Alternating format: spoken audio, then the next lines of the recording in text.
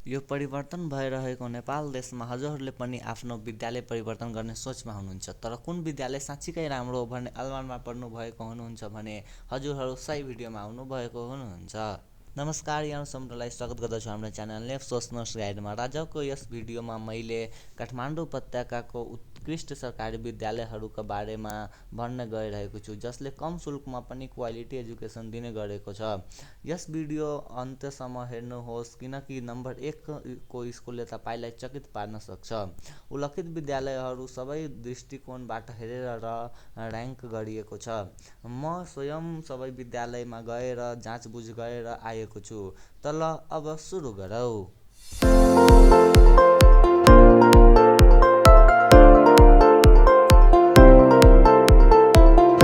Number 10 मा सूचीकृत विद्यालय रहेको छ पद्मोदय सेकेन्डरी स्कुल। यो विद्यालय प्रदर्शनी मार्ग काठमाडौँमा रहेको छ। यो विद्यालयले लामो समयदेखि गुणस्तरीय शिक्षा प्रदान गर्दै आएको छ र धेरै सफल विद्यार्थीहरू उत्पादन गरेको छ।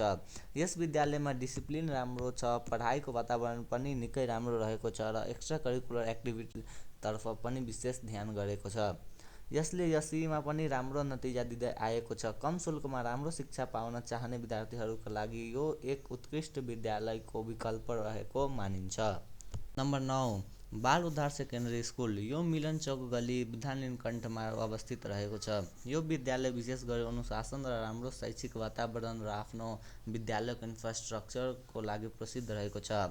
यसले एसई जस्ता परीक्षाहरूमा पनि राम्रो नतिजा ल्याउँदै गरेको छ। यदि तपाईँहरू पनि त्यस क्षेत्रमा बसोबास गर्दै हुनुहुन्छ भने यो विद्यालय तपाईँहरूका लागि उत्कृष्ट विकल्पको रूपमा आउने गर्छ। नम्बर 8 रत्न राज्य माध्यमिक विद्यालय। यो विद्यालय देवकोटा सडक बानेश्वरमा स्थित रहेको छ। तपाईँहरूले पक्कै पनि यस विद्यालयको नाम सुनेको हुनुहुन्छ। यो विद्यालय आफ्ना उच्च एसई नतिजाका लागि प्रसिद्ध रहेको छ र यसमा अनुभवी शिक्षक शिक्षिकाबाट पठन पाठन गराउँदै धेरै वर्षदेखि आफ्नो पहिचान बोक्दै आएको छ। योमा विभिन्न स्तरका शिक्षक शिक्षिकाहरू पढाउँदै गरेको छ र गुणस्तरीय शिक्षाको लागि यो विद्यालय एक उत्कृष्ट नमुना रहेको मानिन्छ।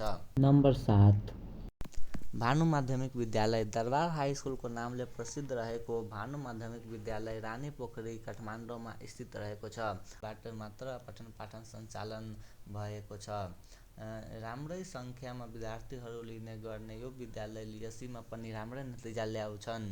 यस विद्यालयको इन्फ्रास्ट्रक्चर मलाई सबैभन्दा राम्रो लाग्यो। यो विद्यालयमा डिजिटल बोर्डको र डिजिटल क्लासरुम जस्ता धेरै अनेक सुविधाहरू रहेका छन्। यस विद्यालयको शिक्षक शिक्षिकाहरू पनि राम्रो रहेको छ। Number 6 Vishwaniketan secondary school. यो विद्यालय त्रिपुरेश्वर काठमाडौँमा स्थित रहेको छ। यो विद्यालय सर्वाधिक आफ्नो एसईमा नतिजाका लागि प्रसिद्ध रहेको मानिन्छ। यस विद्यालयले गत वर्ष शैक्षिक सत्र 2081मा एसई परीक्षामा यस विद्यालयबाट 6 जनाले 4 जिपिए ल्याएका थिए भने 70+ जनाले 3.6 जिपिएभन्दा माथि अथवा ए+ ल्याएको थियो। यस विद्यालयमा डिजिटल बोर्ड र कम्प्युटर ल्याब जस्ता फेसिलिटी रहेको मानिन्छ, तर योमा मलाई एउटा अनुशासनको अव्यवस्थितता लाग्यो। यो विद्यालयमा एक्स्ट्रा करिकुलरतर्फ पनि अलि कम ध्यान दिँदै गरेको छ, तर यसैमा राम्रो जिपिए तथा आफू मेहनत गर्न सक्ने छौ भने यो विद्यालय तपाईँहरूको लागि निकै उपयोगी मान्ने गर्छ।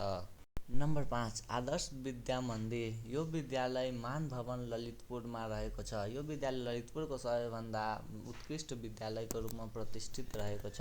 यो विद्यालय गुणस्तरीय शिक्षा, अनुशासन र विद्यार्थीहरूको समग्र विकासमा विशेष ध्यान दिन्छ र यसैमा पनि यस विद्यालयले उत्कृष्ट नतिजा ल्याउने गर्छन्।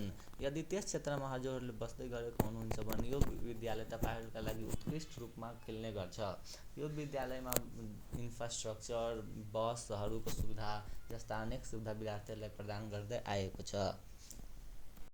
नम्बर 4 ज्ञानोदय माध्यमिक विद्यालय। यो विद्यालय कलङ्की बाफलमा स्थित रहेको छ र यो विद्यालय पनि उत्कृष्ट नतिजाका लागि प्रसिद्ध रहेको छ।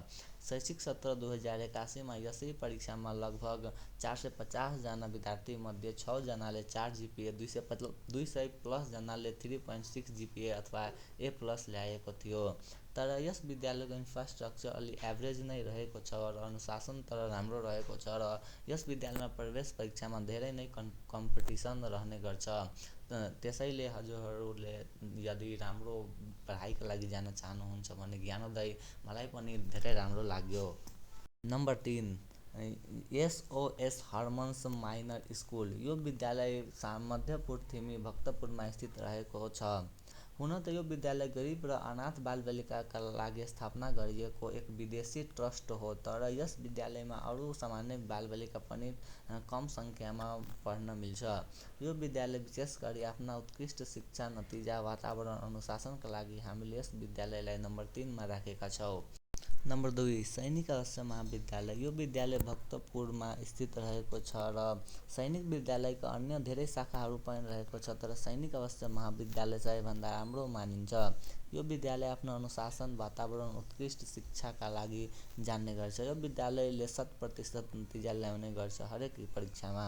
यस विद्यालयमा भर्ना हुन निकै कठिनाइ हुन्छ, तर यो एक उत्कृष्ट विद्यालयका रूपमा प्रतिष्ठित धेरै वर्ष अगाडिदेखि रहेको छ। यो विद्यालय धेरै एरियामा फैलिएको छ र योमा विद्यार्थीहरूलाई एक्स्ट्रा करिकुलर एक्टिभिटीतर्फ पनि विशेष ध्यान गरिन्छ। सबै विद्यालयमा यस विद्यालयले नै एक्स्ट्रा करिकुलर एक्टिभिटिजमा सबैभन्दा बढी ध्यान दिने गर्छ। नम्बर 1 मा अरू कुनै विद्यालय नभएर बुद्ध नीलकण्ठमा स्थित बुद्ध नीलकण्ठ माध्यमिक विद्यालय हो। यो एक बेलायती विद्यालय रहेको छ। यस विद्यालयमा गुणस्तरीय शिक्षा, अनुशासन र विद्यार्थीहरूको समग्र विकासमा विशेष ध्यान दिइन्छ।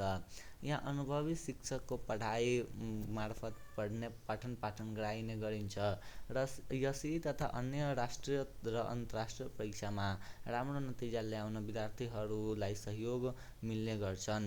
यस विद्यालयले एक्स्ट्रा करिकुलर एक्टिभिटिजतर्फ धेरै निकै ध्यान दिने गर्छन्। यस विद्यालयमा भर्ना गर्न धेरै क्राइटेरिया रहेको छ र ती क्राइटेरियाहरू पुरा गरे बापत मात्र यस विद्यालयमा भर्ना गर्न पाउनेछ।